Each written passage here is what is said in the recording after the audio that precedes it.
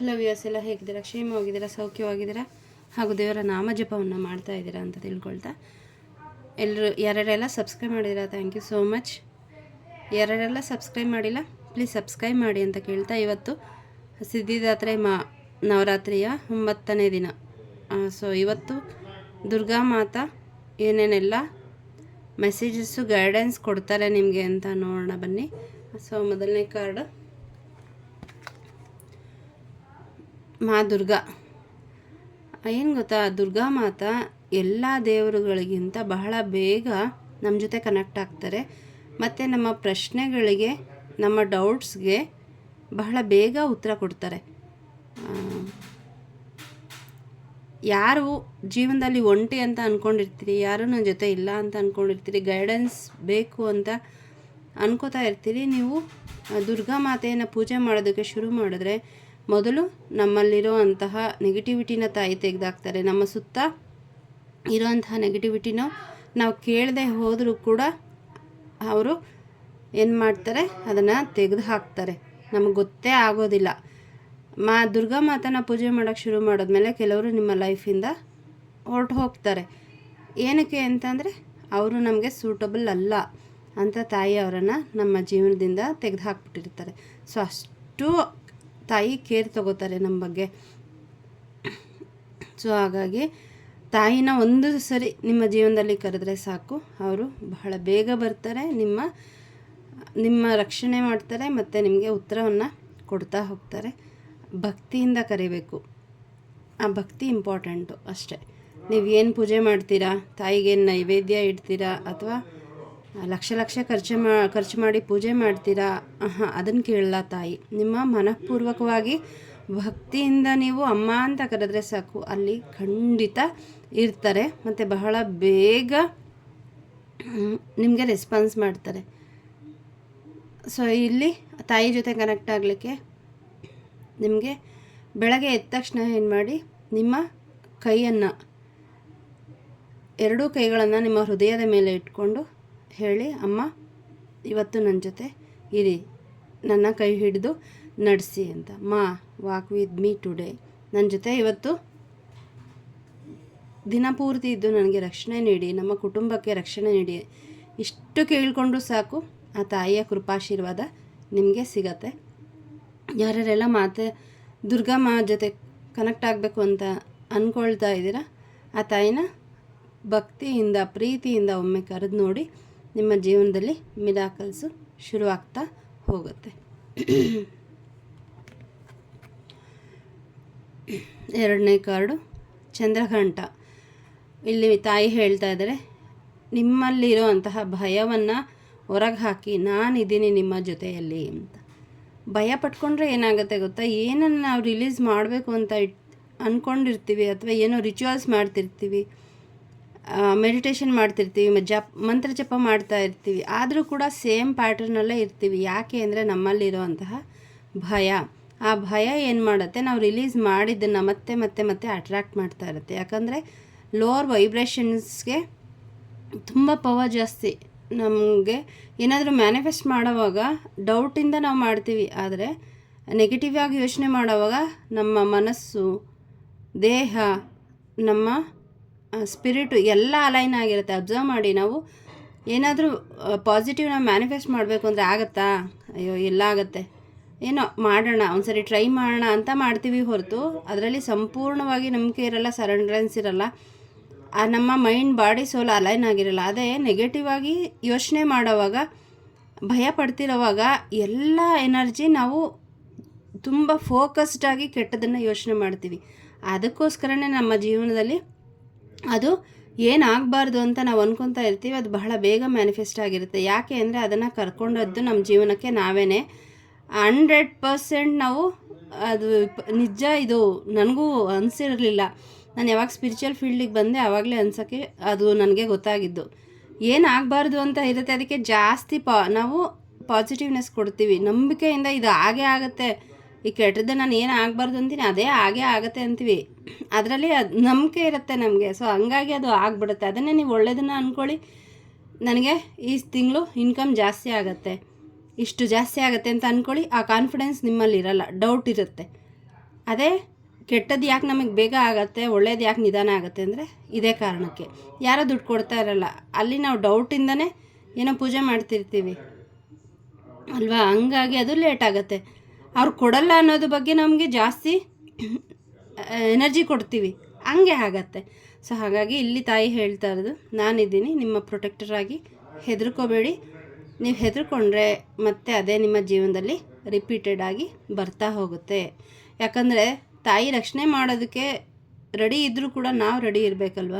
ಈಗ doctor medicine ಕೊಡ್ತಾರೆ, ಅದನ್ನು ತೊಗೊಳ್ಳೋರು ಅದನ್ನು ನಂಬಬೇಕು. ಇದರಿಂದ ಟ್ರೈ ಮಾಡಿ ನೋಡಿ, ಮೆಡಿಸಿನ್ ತೊಗೊಳ್ಳಿ, ಇದರಿಂದ ಏನೂ ಆಗಲ್ಲ ಅಂತ ಅಂದ್ಕೊಂಡು ತೊಗೊಳ್ಳಿ, ಖಂಡಿತ ಏನೂ ಆಗಲ್ಲ. ಅದೇ ಇದರಿಂದ ನನಗೆ ವಾಸಿ ಆಗತ್ತೆ ಅಂತ ಅಂದ್ಕೊಂಡು ನಂಬಿಕೆಯಿಂದ ತೊಗೊಳ್ಳಿ, ಬಹಳ ಬೇಗ ರಿಸಲ್ಟ್ ಸಿಗತ್ತೆ.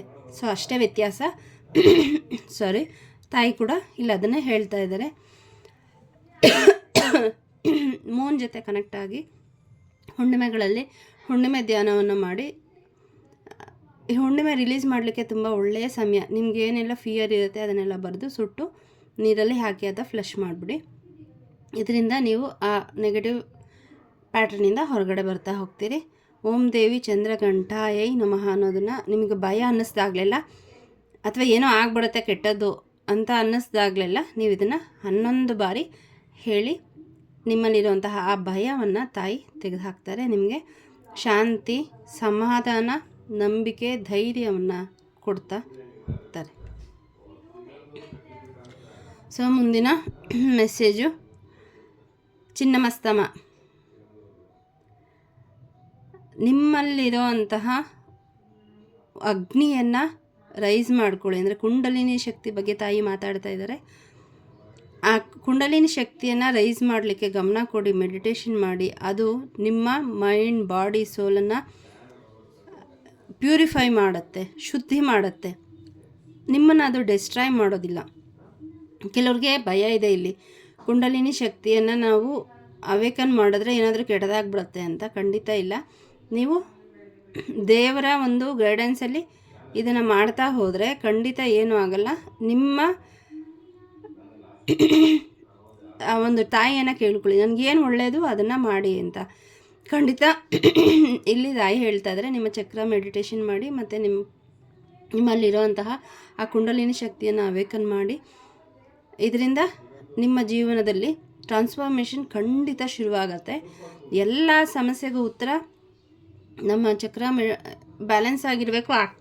ಆಕ್ಟಿವೇಟ್ ಆಗದೆ ಹೋದರೂ ಕೂಡ ಬ್ಯಾಲೆನ್ಸ್ ಆಗಿರಬೇಕು. ಓವರ್ ಆ್ಯಕ್ಟಿವ್ ಆದರೂ ಕೂಡ ಕಷ್ಟ, ಅಥವಾ ಲೋವರ್ ವೈಬ್ರೇಷನಲ್ಲಿದ್ದರೂ ಕಷ್ಟ. ಸೊ ಬ್ಯಾಲೆನ್ಸ್ಡ್ ಆಗಿರಲಿ ಅಂತ ಹೇಳಿ ನೀವು ಸಂಕಲ್ಪ ಮಾಡ್ಕೊಂಡು ಮೆಡಿಟೇಷನ್ ಮಾಡಿ. ನಿಮ್ಮ ಜೀವನದಲ್ಲಿ ನೀವೇನೇನು ಸಮಸ್ಯೆಗಳು ಅಂತ ಹೇಳ್ತೀರಲ್ವ, ಅಟ್ರಾಕ್ಟಿವ್ನೆಸ್ ಬರಬೇಕು, ಹೆಲ್ತ್ ಮ್ಯಾನಿಫೆಸ್ಟ್ ಮಾಡ್ತಾ ಇದ್ದೀನಿ, ದಪ್ಪ ಆಗಬೇಕು ಅಥವಾ ಸಣ್ಣ ಆಗಬೇಕು, ನನ್ನ ಎಲ್ಲರೂ ಗೌರವದಿಂದ ಮಾತಾಡಿಸ್ಬೇಕು, ಈ ಥರ, ಮತ್ತು ಕೆಲಸ ಸಿಗ್ತಾ ಇಲ್ಲ, ನಮ್ಮ ಲವ್ ರಿಲೇಷನ್ಶಿಪ್ ಏನು ಚೆನ್ನಾಗಿಲ್ಲ, ಇದೆಲ್ಲದಕ್ಕೂ ಕಾರಣ ಏನು ಗೊತ್ತಾ, ನಾವೇ, ನಮ್ಮಲ್ಲಿರುವಂತಹ ಲೋವರ್ ವೈಬ್ರೇಷನ್ಸು. ಸೊ ಹಾಗಾಗಿ ಯಾರನ್ನೂ ಬ್ಲೇಮ್ ಮಾಡದೆ ನಿಮ್ಮ ಬಗ್ಗೆ ನೀವು ವರ್ಕ್ ಮಾಡಿ. ಯಾರನ್ನೂ ಬ್ಲೇಮ್ ಮಾಡಬೇಡಿ, ಯಾಕಂದರೆ ಅದನ್ನು ಅವ್ರನ್ನೆಲ್ಲ ಅಟ್ರಾಕ್ಟ್ ಮಾಡ್ತಾ ಇರೋದು ನಾವೇ. ನಾವು ಸರಿ ಹೋದರೆ ನಮ್ಮ ಸುತ್ತ ಇರುವಂತಹ ಪರಿಸರ ಕೂಡ ಸರಿ ಹೋಗುತ್ತೆ.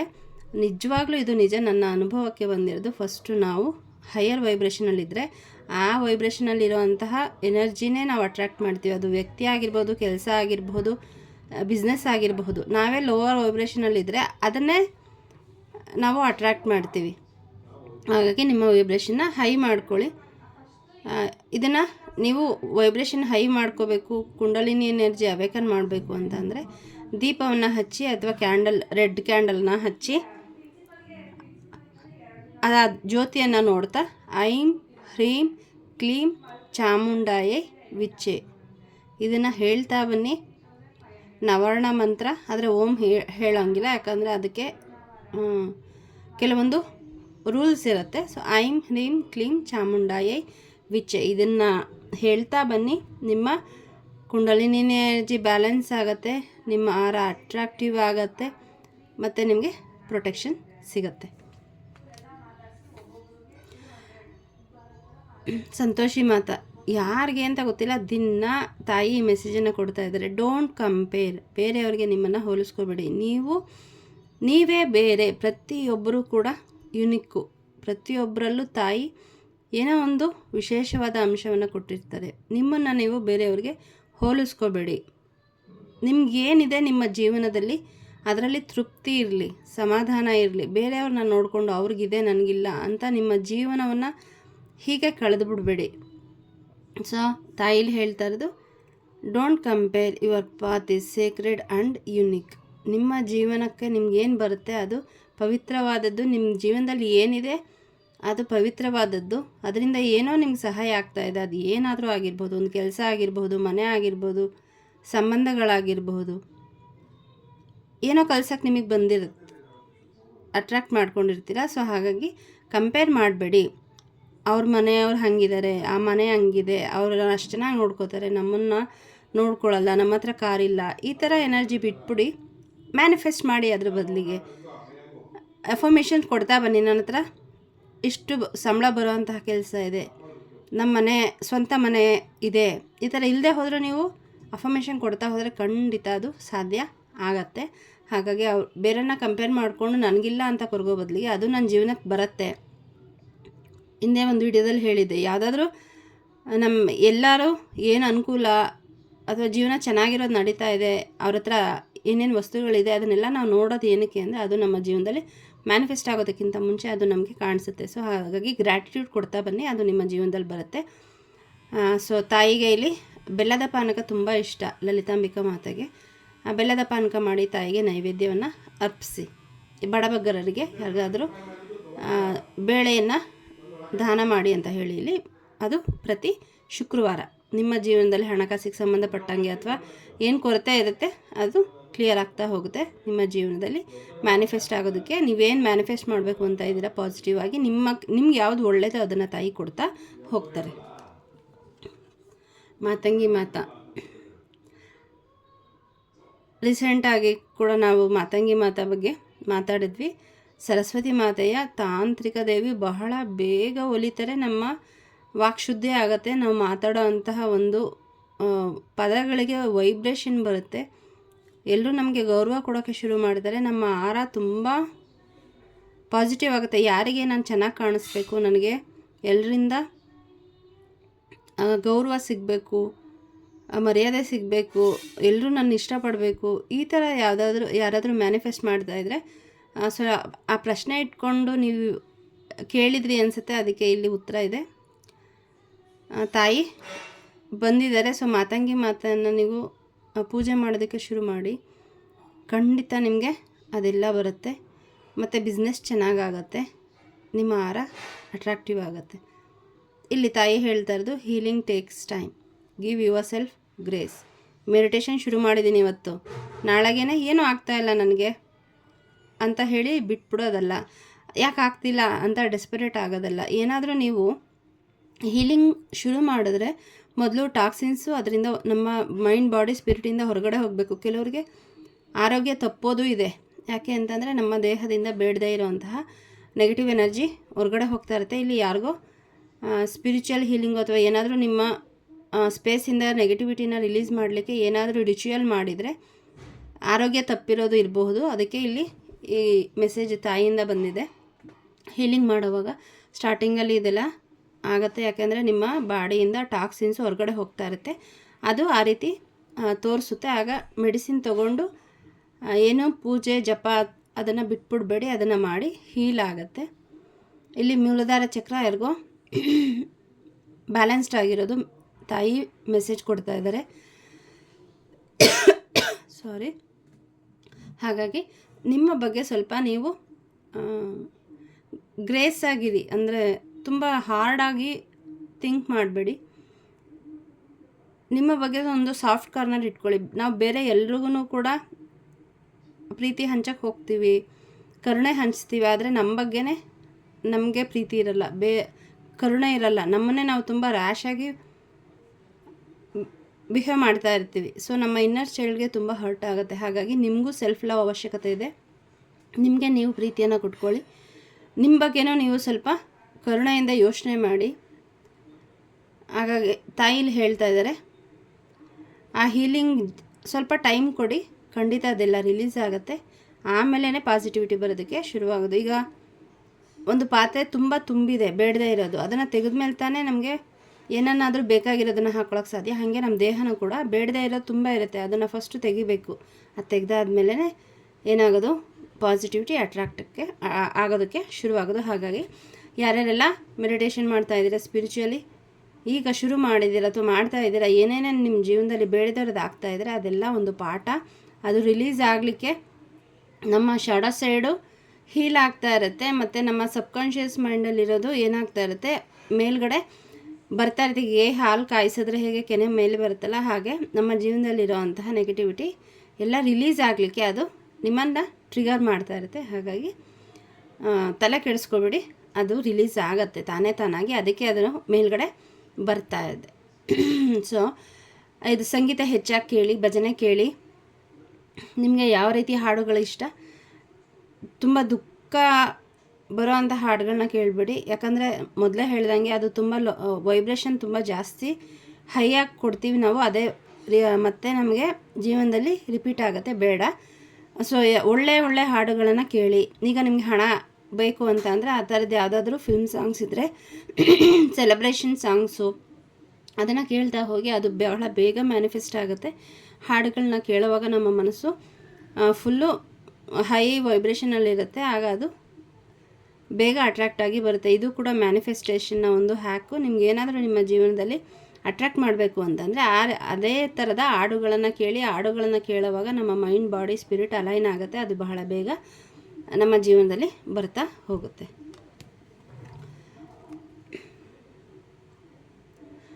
ಗಂಗಾ ಮಾತಾ release control, allow divine flow. ಏನೋ ಆಗಬೇಕಾಗಿರುತ್ತೆ, ಏನೋ ರಿಚುವಲ್ ಮಾಡಿರ್ತೀರ, ಬಿಗ್ಗೆ ಹಿಡ್ಕೊಳ್ಳೋದು ಆಗಿಲ್ಲ ಅಂತ. ಸೊ ಅಂಥವ್ರಿಗೆ ಇಲ್ಲಿ ತಾಯಿ ಹೇಳ್ತಾ ಇದ್ದಾರೆ, ಅದು ವ್ಯಕ್ತಿಗಳ ಬಗ್ಗೆ ಆಗಿರಬಹುದು ಅಥವಾ ನಿಮ್ಮ ಬಗ್ಗೆನೇ ಆಗಿರಬಹುದು, ಹೊರಗಿನ ಪ್ರಪಂಚಕ್ಕೆ ಆಗಿರ್ಬೋದು, ನೀವು ಮ್ಯಾನಿಫೆಸ್ಟ್ ಮಾಡೋದ್ರಲ್ಲಾಗಿರ್ಬೋದು. ತುಂಬ ಕಂಟ್ರೋಲ್ ಮಾಡೋಕ್ಕೆ ಹೋಗಬೇಡಿ.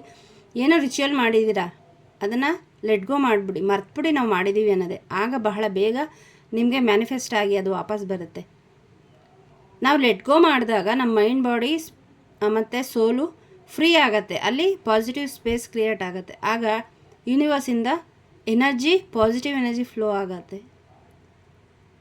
ಸೊ ಇದ್ರ ಮೂಲಕ ಹೇಳ್ತಾ ಇರೋದೇನೆಂದರೆ, ಯಾರೋ ನೀವು ಏನೋ ಮ್ಯಾನಿಫೆಸ್ಟ್ ಮಾಡ್ತಾಯಿದ್ದೀರಾ, ಆಗ್ತಾಯಿಲ್ಲ ಅಂತ ತುಂಬ ಡೆಸ್ಪ್ರೇಷನಲ್ಲಿದ್ದೀರಾ, ಅದನ್ನು ಏನು ಮಾಡಿದ್ದೀರಾ ನೀವು ರಿಚುವಲ್ನ ಮರ್ತುಬಿಡಿ.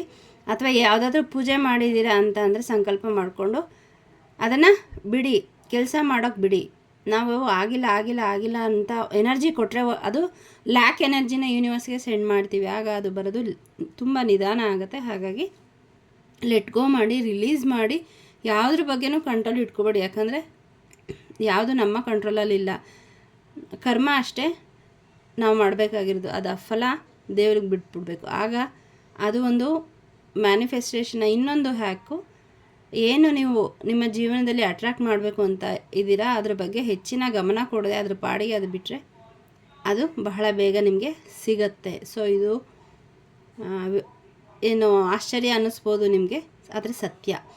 ಸೊ ಇಲ್ಲಿ ಎಲ್ಲಾದರೂ ನದಿ, ಸಮುದ್ರ ಈ ಥರದ ಒಂದು ಜಾಗದಲ್ಲಿ ಹೋಗಿ ನೀವು ಸಮಯನ ಕಳೀರಿ. ನೇಚರಲ್ಲಿ ನಿಮ್ಮ ಟೈಮ್ ಸ್ಪೆಂಡ್ ಮಾಡಿ, ಗ್ರೌಂಡಿಂಗ್ ಮಾಡಿ. ಐ ಟ್ರಸ್ಟ್ ದ ಫ್ಲೋ ಅಂತ ಅಫರ್ಮೇಷನ್ ಕೊಡ್ತಾಯಿರಿ. ನಾನು ಏನಾಗ್ತಾಯಿದೆ ನನ್ನ ಜೀವನದಲ್ಲಿ ಅದು ಕರೆಕ್ಟಾಗಿ ಆಗ್ತಾಯಿದೆ, ಅದನ್ನು ನಾನು ನಂಬಿದ್ದೀನಿ ಅಂತ ಹೇಳಿ ಅಫರ್ಮೇಷನ್ನ ಕೊಡ್ತಾ ಬನ್ನಿ.